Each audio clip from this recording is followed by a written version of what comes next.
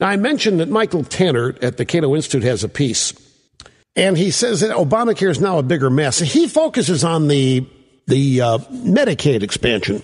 Now, let me summarize this, because it gets a little, or it can get a little complicated when it needn't be, because it uses terms that are a little nebulous, but I'll try my best. What we do here is make the complex understandable. The healthcare law, in order for Obama to get a score on the total cost from the CBO of under $1 trillion, shifted much of the new expense to the states. The healthcare law requires the states to bear the brunt of most of the costs of insuring all the 30 to 40, whatever million numbers of people that don't have insurance. And largely this occurs through the Medicaid program. Well, the states don't have a lot of money. The states can't print their own money. And the one thing in this ruling that might be seen as helpful is the court said that the states cannot be punished if they refuse to accept these new expenses. And what that meant was that the federal government, Obama, cannot take away their existing Medicare funds if they refuse to accept the demand of spending new amounts. So they can't be blackmailed. They can't be penalized. They can say, we're not going to accept this responsibility. You want to spend the money, you spend it. We don't have it, we're not. Now, having explained that, let me pick up with Tanner's piece halfway through. Here is another complicating factor. Most states have not yet set up an exchange. Let me go one paragraph earlier. Remember now, this is a law that already will cost as much as $2.7 trillion from 2014 to 2024. It'll add more than $823 billion to the federal deficit. And these are estimates that assume state taxpayers will be picking up some Medicaid costs. How will Congress react if billions or perhaps trillions of dollars in new costs are added to the federal budget because the states refuse to pick up the cost? There's another complicating factor. Most states have not yet set up an exchange. Many, especially those with Republican governors or legislatures, may refuse altogether to set up exchanges. By most estimates, as few as 15 states are likely to have exchanges in operation by the 2014 deadline. Now, the exchange is where you're going to go to get insurance. And we touched on this yesterday.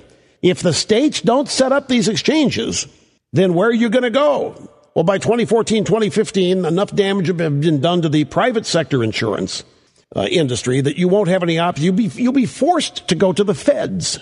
But it gets a little complicated there.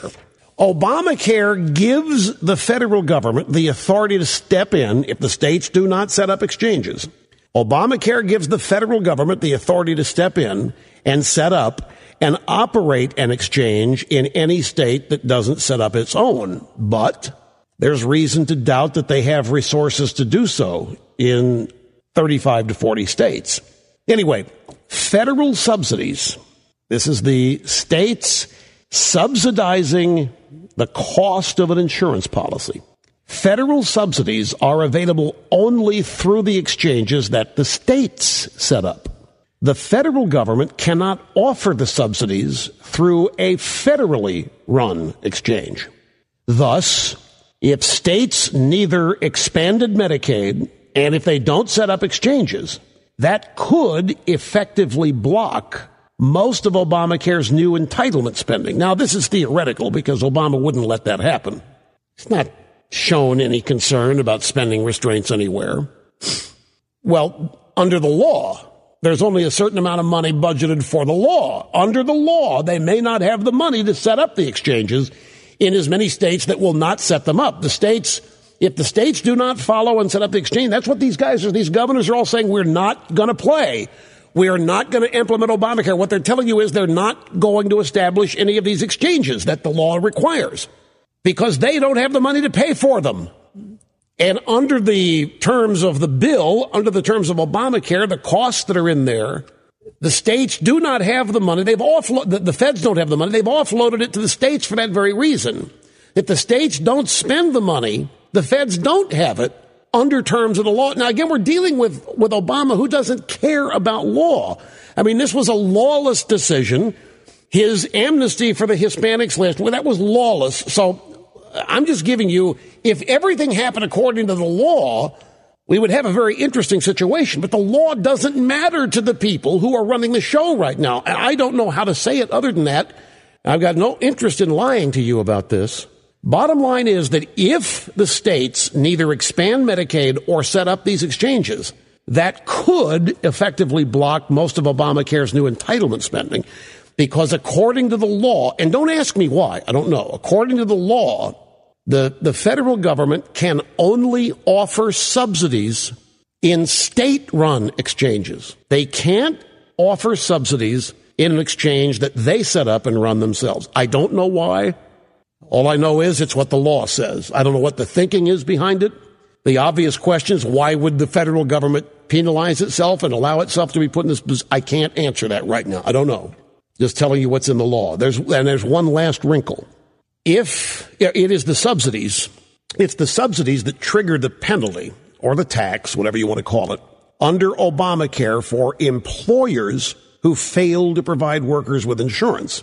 So states which do not set up exchanges could also escape the employer mandate. That is, Obamacare requires employers with 50 or more workers to provide health insurance or pay a fine, a tax, whatever you want to call it. But the tax only kicks in if at least one employee of the 50 qualifies for subsidies under the exchange. And I don't know what you have to do to qualify for a subsidy, but it ain't much, because they want everybody to think the government's giving them health care. So it isn't much. And all it takes is only one employee out of the 50 qualifying for subsidies to have the tax kick in. Now, since the subsidies can only be provided via a state-authorized exchange, a state that refuses to set one up could end up blocking the employer mandate altogether. And this is what the governors are trying to say without saying it.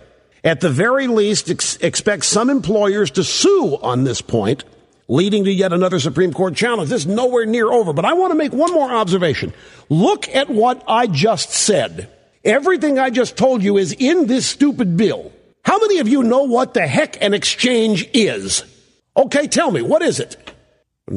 It's the DMV. You are going to go to the healthcare DMV to get your insurance. What in the world are we talking about here? A state-run exchange, 50 employees, but if one qualifies for subsidies, then a tax. And there are 2,700 pages of this gobbledygook. State-run exchanges. I'll tell you who's doing hoops in the grave is Karl Marx. So think of this. Well, and I know some people are going to get insurance and some won't, of course. And the reasons that some get insurance while others don't will become known as well. And those who don't get insurance, well, don't worry, pre-existing condition. If you get sick, then they show up then. How many people with a pre-existing condition are going to show up thinking that for the first time they're going to get insurance? The law says they get it. But who are we dealing with here? We're dealing with a bureaucracy. You get diagnosed with a very serious disease. I don't even want to think about this. This is an absolute disaster. It is an unmitigated disaster that is so un-American in the sense of tradition, the way things happen in this country. A state-run exchange, and then whether or not there are subsidies, and if the state set up the exchange, then the feds can subsidize, but if the feds set up the exchange, there can't be a subsidy, and if there isn't a subsidy, then somebody isn't getting it for free, and the American people aren't going to be able to keep up with this, so whatever you're told at this freaking exchange is going to be your life. All you want is an aspirin.